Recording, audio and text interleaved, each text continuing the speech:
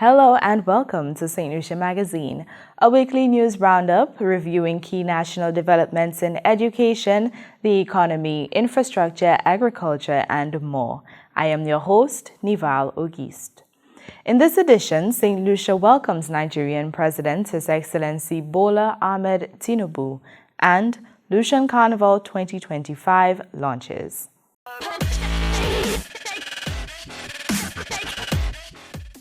President Bola Ahmed Tinubu of Nigeria arrived in Saint Lucia at 5 p.m. on Saturday, June 28th.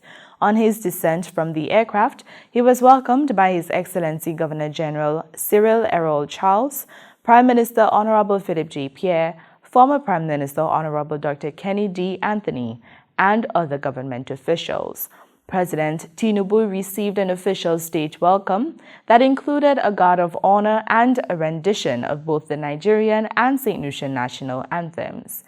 The historic state visit of President Tinubu to Saint Lucia is in an effort to deepen diplomatic relations between the Caribbean and Africa.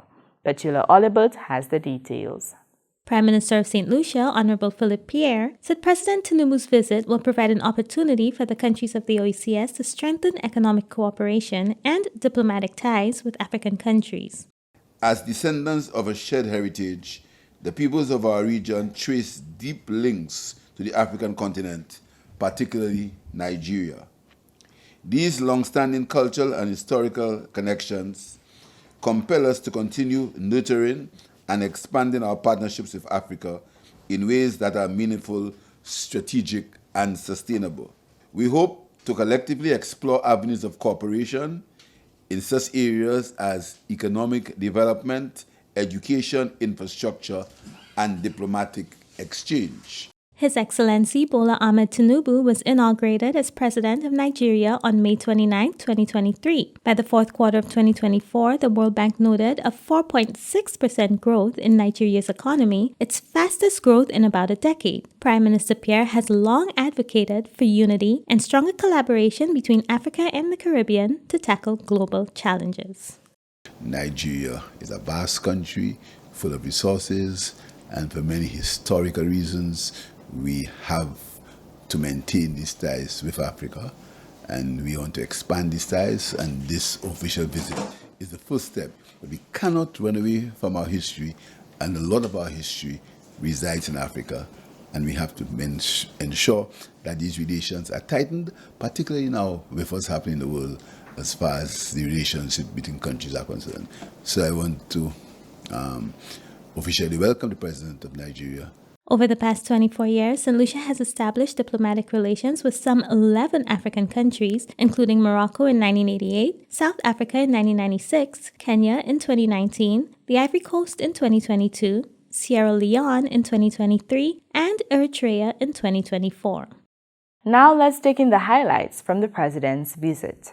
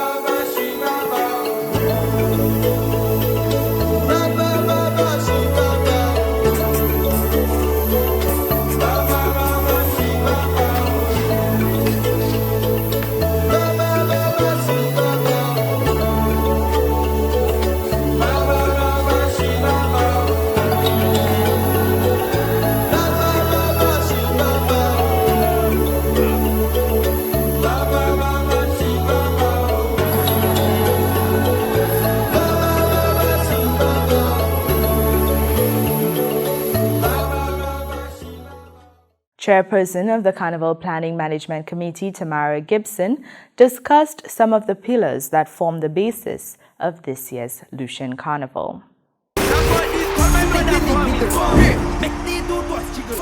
Inclusivity, sustainability, cultural preservation, responsible engagement are the 4 pillars that have been identified as the base of support for the 2025 Lucian Carnival. At a media press briefing of 7 panelists representing various stakeholders, the details of the season were discussed. Tamara Gibson, chairperson of the Carnival Planning Committee, discussed what the pillars represent for Lucian Carnival 2025. These pillars are really the compass we use for planning Lucian Carnival 2025. And I'll go through them. Inclusivity. This is where we're very intentional as to ensure that every Saint Lucian knows that the festival belongs to them. So every Saint Lucian has a part to play, no matter your age, what part of the country you live, if you have any mobility issues, the festival belongs to you, and we want to make sure every Saint Lucian is aware of that. When we speak to sustainability, this one is twofold. So we look at our environmental responsibilities as well as the longevity of the festival. Then we move to cultural preservation. This is where we want to ensure that our cultural traditions, example, calypso, the steel pan, old mass, that these still form a core part of our celebrations and the festival. And lastly, responsible enjoyment. So we really want every Saint Lucian to know that whilst we want to be festive and we want you to enjoy the festival, we also want you to take personal responsibility for your actions. We want you to be safe so that we can have a safe and incident-free Lucian Carnival. Gibson went on to expound on some of the deliberate attention that has been placed on Junior Carnival, tying into the pillar of sustainability. Lucian Junior Carnival was absolute excitement, and it just gave us so much to look forward to. This year, we saw an increased number of schools in the National School Store. We saw the introduction of a soccer competition to the junior events. We also saw the separation of the primary and secondary schools' music competition, something that has never been done before. And this was simply because of the overwhelming interest and participation in those competitions.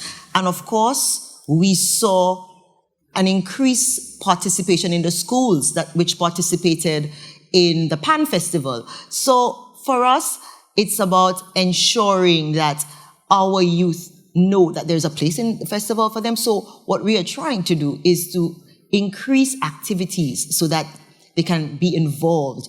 Gibson believes that cultural appreciation is best done through involvement and experience. Stay with us. We'll be back in a moment. Every big dream starts small, and the impact of small businesses is felt throughout our economy. They are the heartbeat of our communities, driving innovation, creating jobs, and enriching our lives. On World MSME Day, we celebrate micro, small, and medium-sized enterprises. These businesses are quietly shaping our economic future. Supporting small businesses means investing in dreams, livelihoods, and our collective future. Join us in honoring their contributions. Shop smart, shop local, because small steps can have a big impact.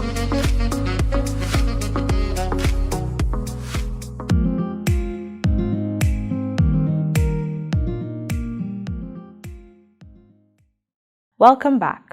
Reverend Benedict Jean-Baptiste, affectionately known as Pastor Ben, has been appointed as a UN Peace Ambassador, pledging to champion youth engagement, conflict resolution, and peace building across Saint Lucia.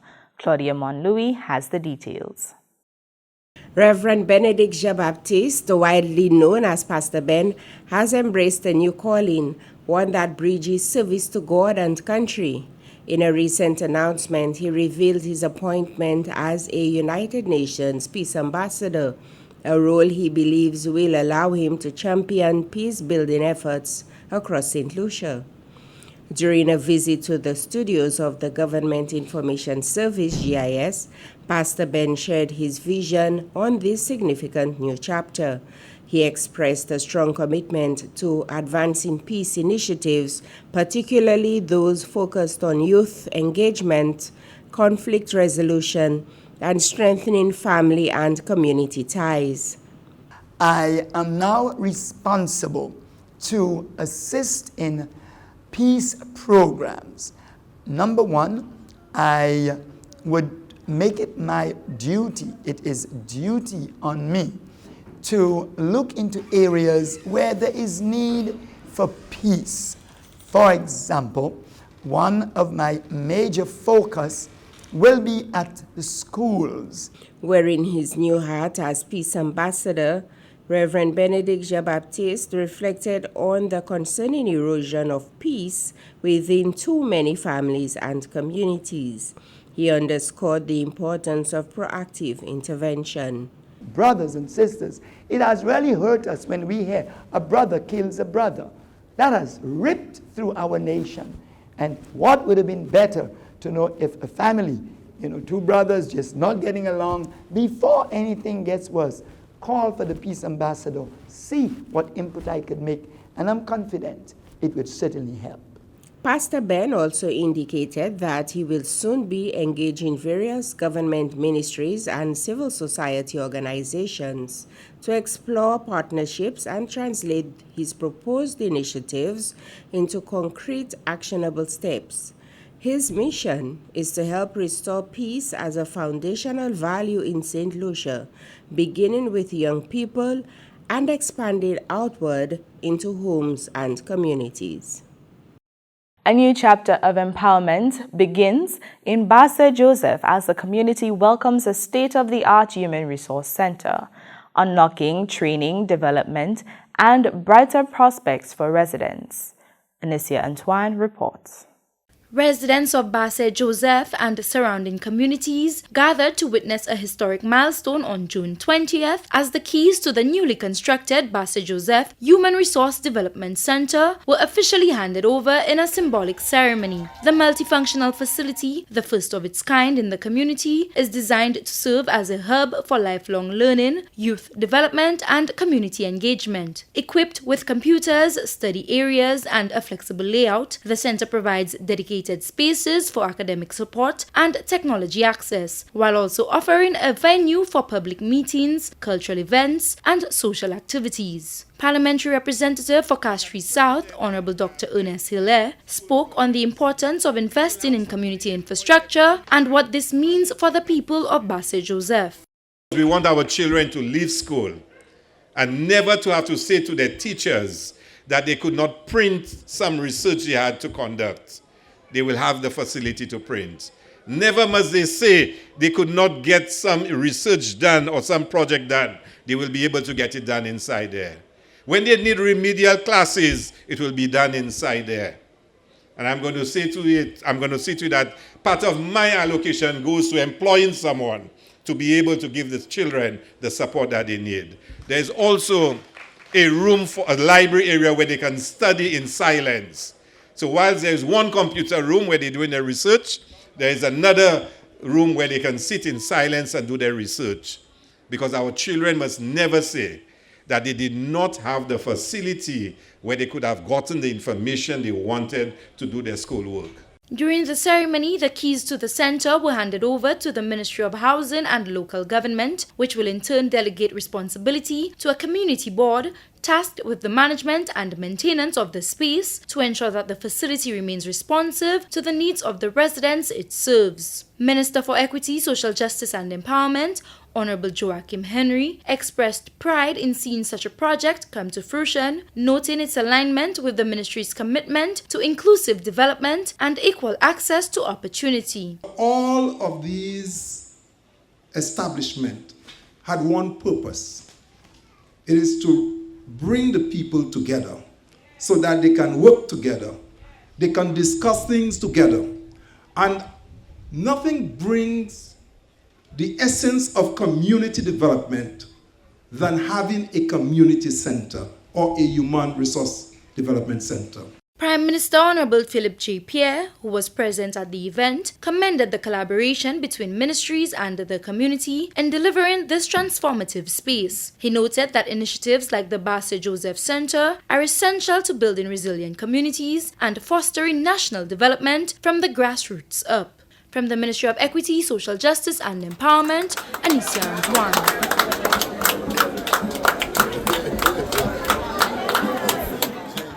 Coming up next, the Youth Economy Agency supports AI education. The government of Saint Lucia has extended the tax amnesty program until May 1st, 2026. The tax amnesty program offers a 100% waiver on interest and penalties for taxes owed to government, including income tax, corporate tax, property tax, VAT, withholding tax, PAYE, and the Prime Minister has also extended this to interest and penalties owed up to December 31st, 2023. Now, you should take advantage of this because it's a real opportunity for taxpayers and businesses to catch up, clear their records, and move forward without the burden of back penalties. Your government is working for you.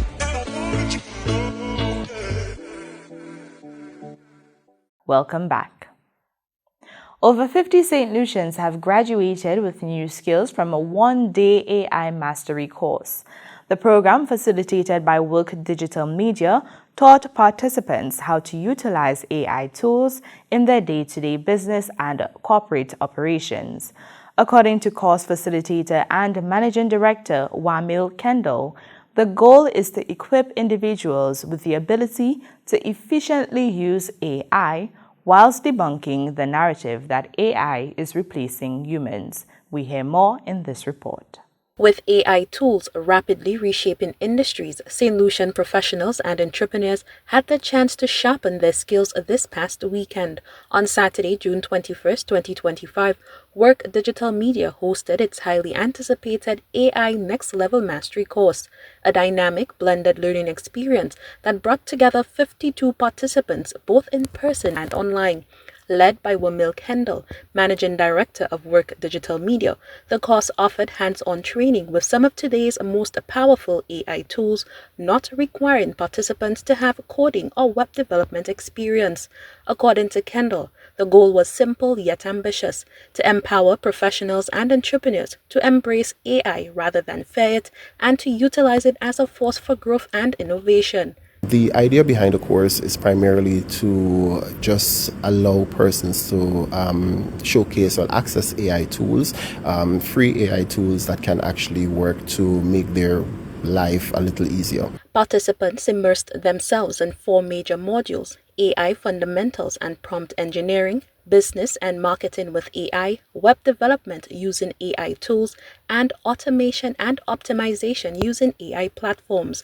The clear highlight for participants was seeing their business ideas come alive, developing functional mobile responsive websites and web applications using AI tools, a powerful, tangible outcome that sparked excitement and motivation. A lot of persons use what we call right now ChatGPT. So persons will be able to use ChatGPT a little more efficient, because they'll be able to provide stronger prompts so that they'll be able to get more out of their prompt and get more out of what they're trying to accomplish. Additionally, at the end of the day, we provide a certificate to each participant based on what they would have completed, and there are quite a few tasks and a full website that persons are required to complete at the end of the program. So we will provide a certificate based on the persons who would have completed those tasks. Feedback from participants was overwhelmingly positive. Many expressed a newfound confidence and a vision to turn their skills into real income helping others adopt AI tools and transform how they work. Well, the course this far, I must say it's very informative. I personally use AI as well to enhance what I do at work, and basically it's just an advancement for myself. And that's what I'm looking to gain and make sure that, I'll utilize everything that he is teaching us so far to integrate not only into my personal life, my work life, but also because I also study as well, so into that as well. So that's one of the reasons when I saw the AI course, it kind of intrigued me. My business is an online business, so I felt the need to become competitive in that space because online can be very competitive. So I figured everybody's using AI, I need to join the trend. So when I saw this event, I'm like, yeah, I have to come. It is very detailed, especially in terms of actually how to use AI to get what you actually need out of it. Yeah, it actually makes me now be more specific and more detailed. So I'm excited to try it when I leave here. The course, as has been alluded, AI is everywhere. Everything is AI and AI is everything, but it can seem somewhat significant, not even somewhat, significantly overwhelming, especially from someone who doesn't come from a tech background such as myself. As you can hear, I'm based in natural sciences, so everything with technology, and I didn't want to get left behind. I wanted to learn, and you keep seeing more and more how they're using AI in medicine, particularly for me. So I wanted to kind of learn. I hope this course would help me to feel more comfortable interacting with AI, and thus be able to use it to, make my work, the work that I do with my patients, both publicly and privately, to help it be more efficient, more streamlined, and also, still with maintaining the ethical standards that I hold myself at for, when we talk about patient management and patient interaction.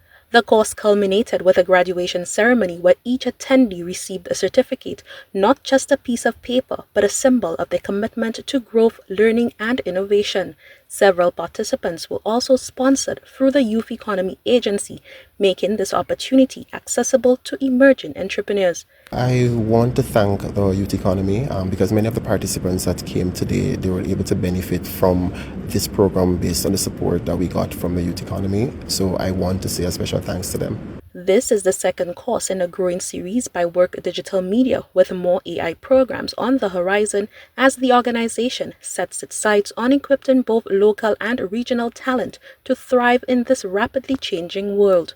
With AI transforming the way humans live and work, initiatives like these ensure the Caribbean isn't left behind, but instead stands ready to lead. As the 2025 Atlantic hurricane season approaches, Dr. Delphina Venor is urging the public to take early practical steps to safeguard lives and property, from stockpiling essential medications to caring for the vulnerable and staying informed through official sources. Here's what you need to know. By taking early practical steps, we can safeguard lives, reduce the risk of severe property damage, reduce the burden on our health system, and ensure our communities remain resilient in the face of these storms. Here are a few key recommendations as you prepare for the hurricane season. Ensure that your family has a comprehensive disaster preparedness plan and that every family member understands their role and responsibilities. Include specific strategies for communication, evacuation routes, and meeting points in case you become separated during an emergency. Consider the specific needs of vulnerable populations, including the elderly, persons with disabilities, and young children when preparing your emergency plan and supplies. These populations may require additional assistance, equipment, or medications. If you or a family member is living with a chronic illness, such as diabetes, hypertension, asthma, or chronic obstructive pulmonary disease known as COPD, among others, ensure that essential medications are fully stocked, clearly labeled, and stored in waterproof containers. Maintain a minimum 2-week supply of necessary medications and supplies. Assemble a basic emergency kit that includes first aid supplies, prescription and over-the-counter medications, personal hygiene items, emergency contact numbers, and critical medical information. Include batteries, flashlights, and portable chargers to maintain communication and access to light during a power outage. Ensure that you have safe water and food. Keep an adequate supply of clean or bottled water for drinking. If bottled water is unavailable, boil water or disinfect using household bleach or chlorine tablets according to manufacturer's specification. Store non-perishable food items that require minimal preparation. Prevent vector-borne diseases. Following storms or flooding, there is an increased risk of outbreaks due to vector-borne diseases. Regularly inspect and eliminate standing water in containers, drains, and yard debris to reduce the risk of mosquito-borne diseases like dengue, chikungunya, Zika, and to control rodents to prevent the spread of leptospirosis. Secure your surroundings. Reduce environmental and structural hazards by clearing drains, reinforcing roofs, and securing or removing loose objects around your property that could become dangerous projectiles during high winds. Be mindful of the mental health impacts of disasters. Emotional responses such as fear and anxiety are common before a storm, while grief, sense of loss, or despair can follow. Check in regularly on elderly neighbors, children, and individuals who live alone. Mental health support services are available through local community health centers. Please do not hesitate to seek help when needed. It is critical to obtain information only from credible and official sources. The Ministry continues to work closely with the National Emergency Management Organization (NEMO), which is the official source of hazard and disaster-related information. The Saint Lucia Meteorological Services is the only official source for weather-related information and updates.